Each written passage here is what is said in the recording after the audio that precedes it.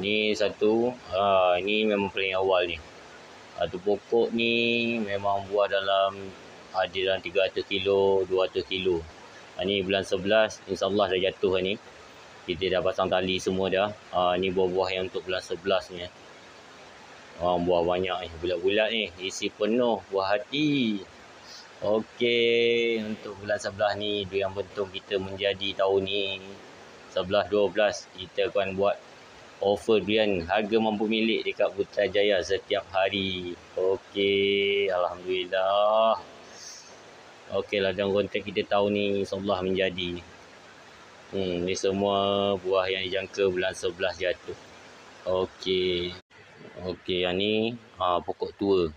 Memang buah orang kata memang dah usia dah 20 tahun lebih. Yang ni musangking kita ikat ni. Mula nak mengikat buah ni, upah dia lagi mahal ni. Dan ni ikat dengan tali.